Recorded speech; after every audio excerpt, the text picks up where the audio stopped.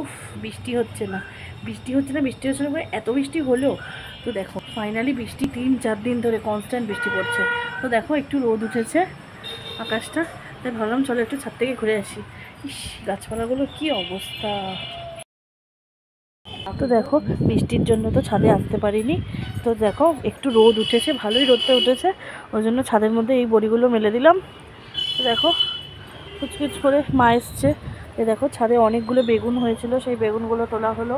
এই যে আমি শাক তুলছিলাম, আর এই দেখো কতগুলো লেবু তুললাম। ও অনেক দিন 3-4 দিন পরে ছাদে এলাম, এই বড়িগুলো মেলার ছিল। এই দেখো লঙ্কা একটা দিয়েছে, এই দেখো লঙ্কা, এই দেখো কত বেগুন, এই দেখো অনেকগুলো লেবু তুলেছি। এই এখন শাক তুলছি, এই দেখো।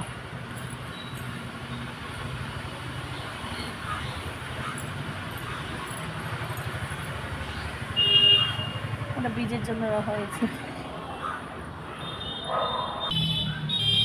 এই দেখো লঙ্কা। তো দেখো এই হলো ফাইনালি ছাদের অবস্থা। আসলে সব কিছুই দরকার পড়ে, একটা না বৃষ্টিও যেমন ভালো না, একটা না রোদও ভালো না। তো এখন দেখো এই বৃষ্টি হয়ে হয়ে কী অবস্থা হয়েছে, আবার একটু রোদ দরকার। দেখো, তো দেখো কত সুন্দর ফাইনালি নিয়ে চলে এলাম বেগুনগুলো। দেখো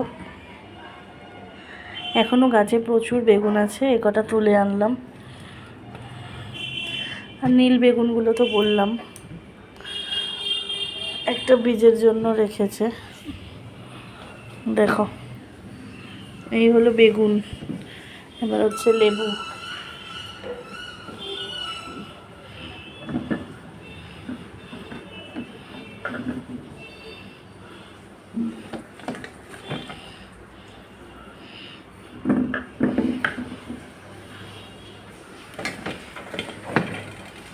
এগুলো হচ্ছে শাক।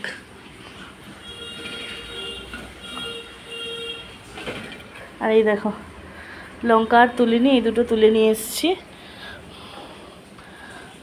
এই দেখো, তো দেখো নিজের বাগানের জিনিসগুলো দেখতে কত ভালো লাগে, তাই না?